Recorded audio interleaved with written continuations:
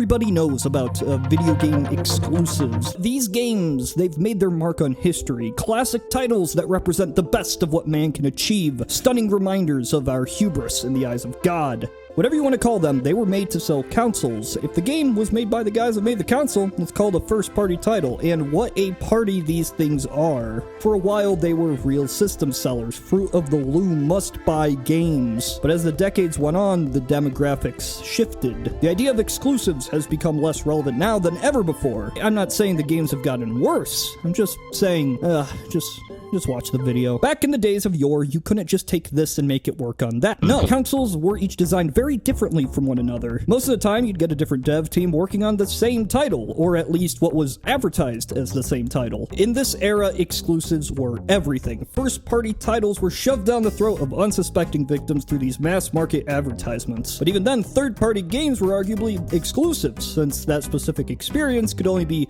experienced on this machine of experiences. But times changed. Consoles became more like PCs. Porting games became easier and more economically advantageous, so now you have basically the same experience playing a game regardless of your console choice, more or less. The Super Nintendo sold 49 million units. The best-selling game was Super Mario World at 20.6 million. That means 42% of the people that bought this. This is called the attachment rate. Now here's a list of how many exclusive titles were in the top 10 selling games per console. Now, if you look at Nintendo, it kind of ruins any argument because my argument's about exclusives becoming less relevant, and this does not apply to Nintendo in any capacity, so we'll get to them later. What's more important is this, a noticeable, drastic drop-off between every generation. At one point, exclusives dominated the charts, and now, there's two likely reasons for this drop-off. One is that third-party games grew a lot in popularity because of that whole porting thing. At the same time, though, the demographic of who's playing games has shifted. You know how I got these scars?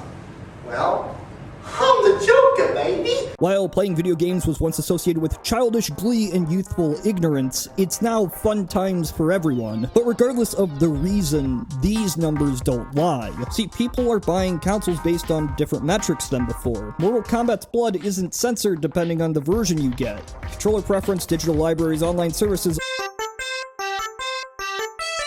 People usually just buy whatever their perceived friends use. And I don't even want to get into regional sales differences.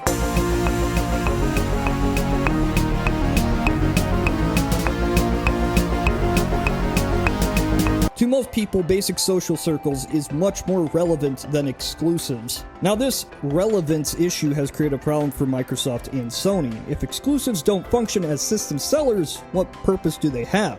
Well, they're kinda tech demos. Sony games often conform to the genres that best represent this. Narrative-driven third-person games showing what a console is truly capable of, and that is a good marketing strategy. Microsoft has taken an interesting direction with their exclusives, making them a part of Game Pass, putting them on PC, and even sometimes on the Switch. Now, some people might say that this devalues the console, makes an Xbox not worth owning.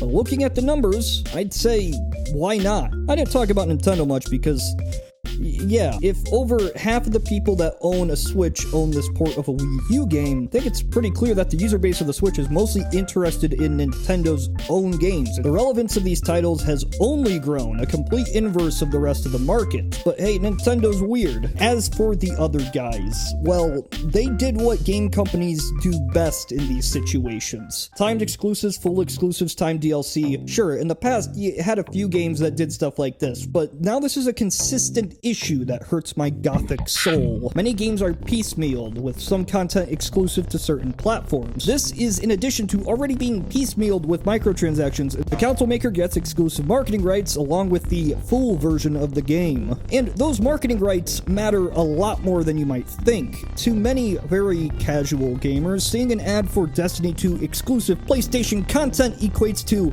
Destiny 2 is exclusive to PlayStation. It seems strange and stupid to those in the know, but most people don't even know that they're not in the know. It does make decent business sense after all, since the third-party games are now outselling first-party offerings. But yeah, this stuff is very anti-consumer. Nobody benefits from this except the console manufacturer and the publisher. It's a calculated risk, since these deals always receive backlash and bad PR, bad press, but I'm sure the pros outweigh the cons, at least in a financial sense. So I guess the message of this strange short video is exclusives serve a different purpose now than ever before. They used to be a selling point for the console, and now they're almost interactive marketing. It keeps the core fans happy, shows off what this fancy hardware is capable of, but to most people that buy these things, that doesn't really matter. Unless you're Nintendo. This is Tyler of Knowledge Hub.